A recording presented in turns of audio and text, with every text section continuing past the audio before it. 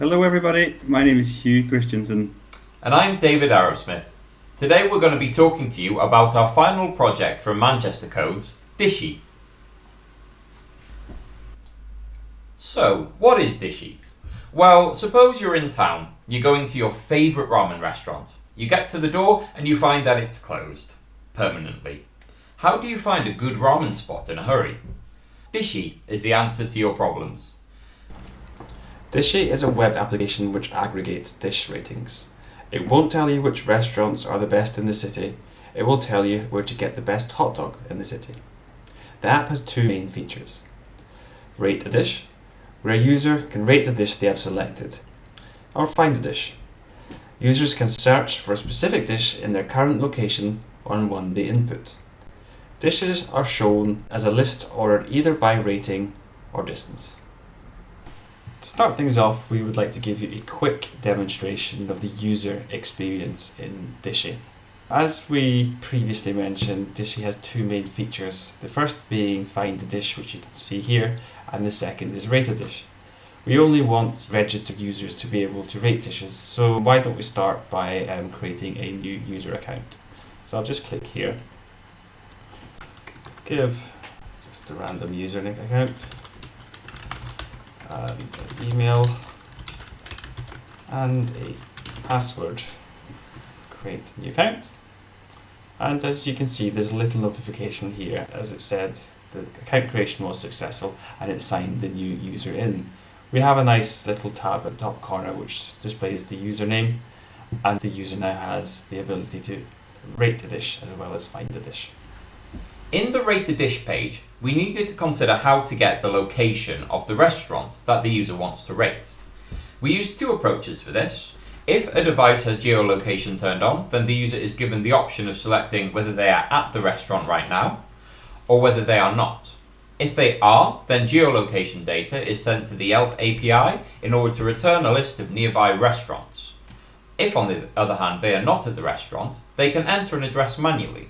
If geolocation isn't turned on, then this address search is the only option that's provided to the user. Yelp's location search is fairly smart in that it can take a variety of types of address data, ranging from a city name or a postcode to the specific building number and street. Once the address has been submitted, Yelp returns a list of restaurants in proximity order from that address. The user can select one of these and then choose a food that they want to rate. This drop-down shows all of the foods that are currently on our database, and the user can choose a specific dish from this list. If the food that the user wants to rate isn't on the list, then they can enter it manually. Once the user has selected their dish, the last thing to do is rate it.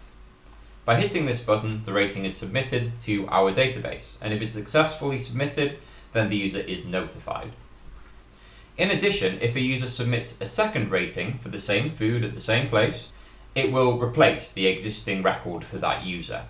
This is so that a single user can only have one rating for a specific dish at a specific restaurant. The most important feature for the user is the Search Dishes page.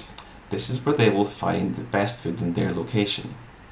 All of the foods in the database are fetched and displayed in this drop-down. Once a food is selected, the app renders a list of all the places that serve that dish, along with their distance and their rating. These can be sorted by rating to show the best food in the area, or by proximity to help the user find a good offering nearby. Clicking on a dish reveals the restaurant's address and a link to Google Maps. Clicking on the button will open a new tab and display the restaurant's location. So far, we've shown you what Dishy looks like on a desktop, but that's not really how we intend Dishy to be used. We have mobile users in mind. We've designed Dishy to work very well on mobile devices. It is responsive and works well on desktop, but a handheld experience is perhaps preferable. When using Dishy as a mobile application, the burger menu comes in particularly handy, as it provides quick links to all of the various pages that the user may want to access.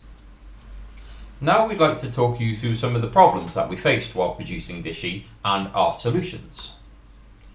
At the very start of the project, we had to consider how best to plan this application. For this, we used Figma. Figma is a UI and UX design tool. We used this to design our app structure very early on in the project. We decided what pages should be included, as well as the rights that would be required to access them. Once we'd established features that we'd like to include on our application, we separated some of these out into stretch goals, things which we wouldn't necessarily include in the MVP, but which it would be nice to have. We used our Figma board to pool information, and also to act as a single source of truth, so that when we were designing features, we would each have the same implementations in mind. It feels a little silly to include this, but another tool that we found invaluable was WhatsApp. We used WhatsApp specifically to provide each other with updates on features that we were currently working on, and to notify each other when they were complete. As well as using these tools, we would meet online periodically for stand-ups.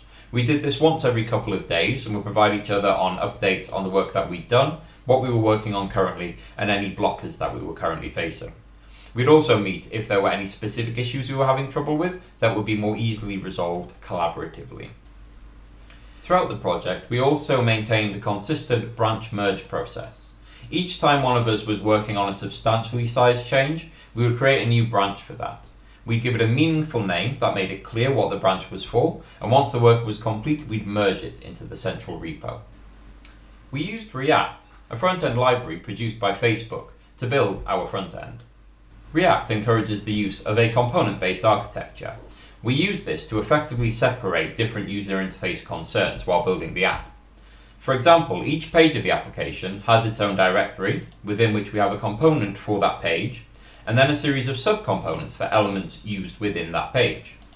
React's versatile state management was used to control the rendering of components in a few different ways. One of those was conditional rendering.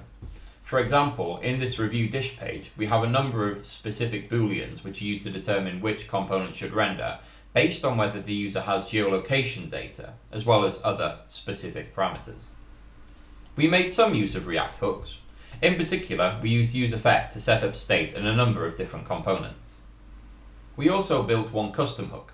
This is used by the burger menu, so that when a user clicks outside of the burger menu, it collapses.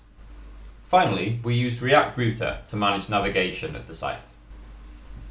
Our project required a number of different functionalities. Many of these we were able to design ourselves, but in some cases we used third-party packages to help accelerate our development.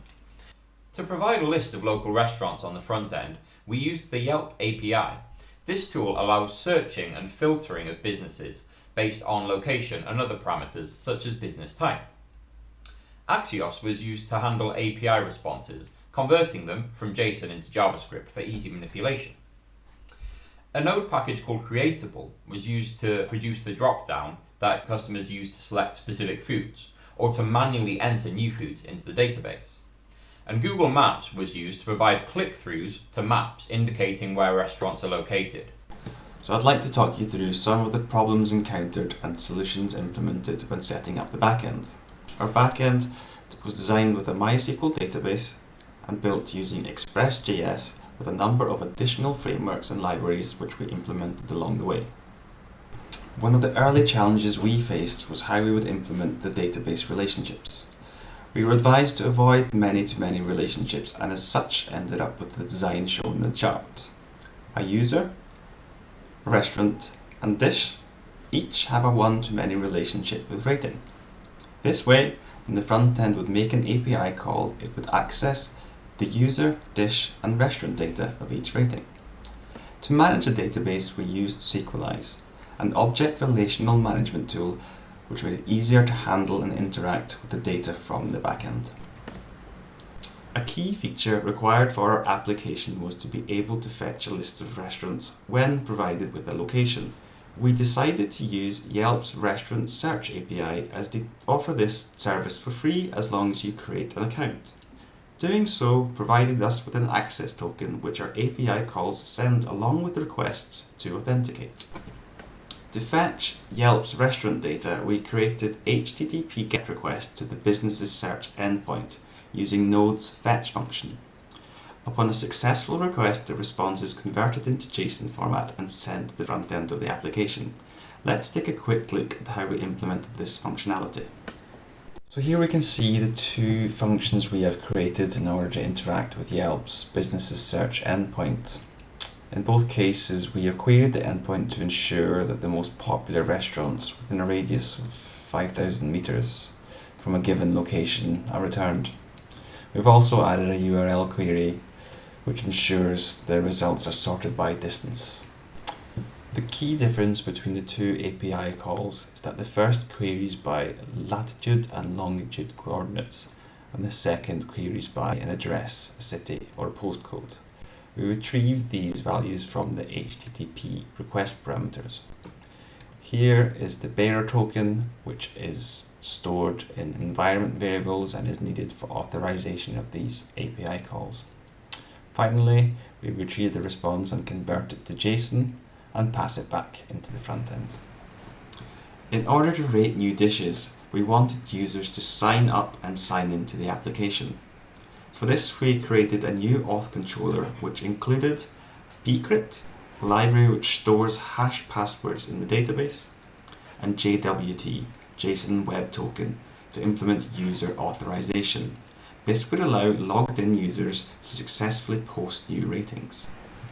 So we'd briefly like to show you how we've implemented the sign up and sign in features in Dishy. Upon successfully signing up a new user, Dishy's auth controller will post a new user and password in the user table in the database. To protect the password, we have used bcrypt's hash sync function. This will ensure that the password is stored as a hashed value in the database. When a user attempts to sign in, bcrypt's compare sync function will compare the password given in the request body with that stored in the database.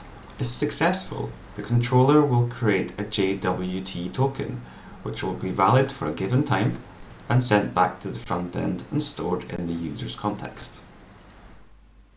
That's it from me and David. We'd like to thank you for watching our presentation. And also thank you to all of our co-students and mentors.